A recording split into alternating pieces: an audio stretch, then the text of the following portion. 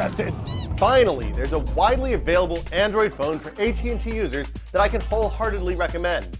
The Samsung Infuse 4G is a great phone with a gorgeous 4.5-inch Super AMOLED screen on a sexy slim chassis.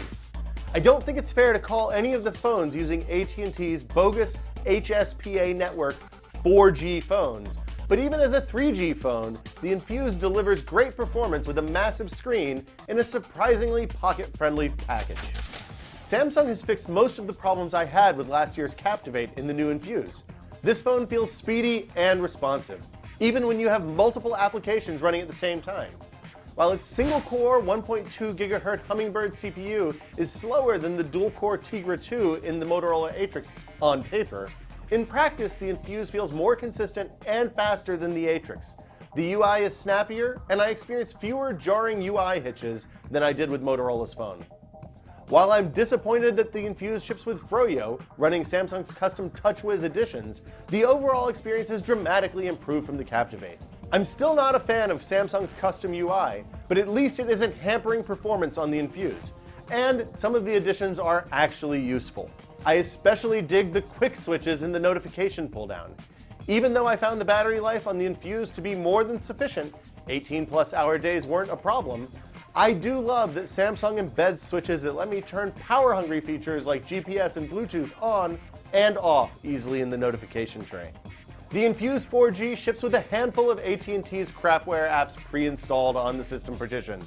They're easy to hide, especially if you install a third-party launcher, but I'd rather AT&T let you out-and-out remove the cruft. It's also worth mentioning that the Infuse is the first AT&T phone that exposes the Allow Applications from Third-Party Sources toggle, opening the door to third-party APKs and the Amazon App Store. The 8-megapixel camera on the Infuse 4G is great.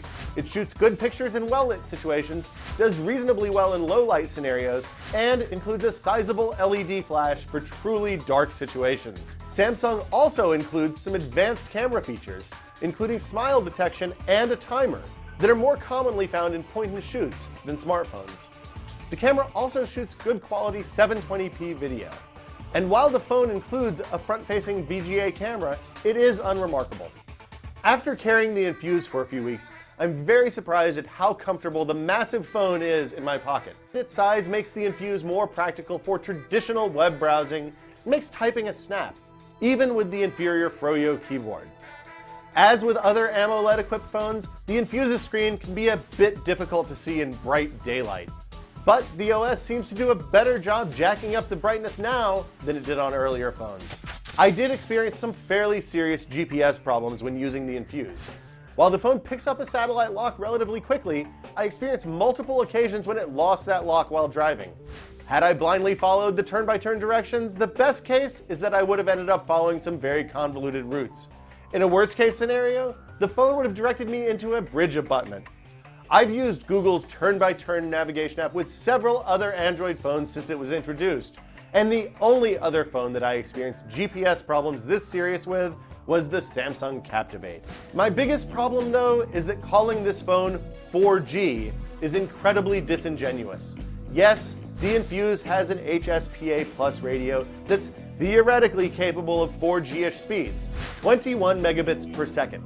However, in my speed tests throughout San Francisco, Phoenix, and Los Angeles, the Infuse never came close to that theoretical maximum.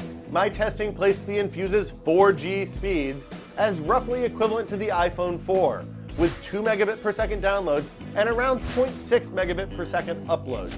GPS problems aside, the Infuse 4G is a great addition to AT&T's Android lineup. It's a very capable phone with plenty to distinguish it from lesser offerings. With Samsung's dual-core Galaxy S2 phones just around the corner, I'm not sure that this is the best time to buy a new single-core Android phone. But if you must, the Infuse provides a compelling alternative to the Atrix on AT&T. For Tested, I'm Will. See you guys next time.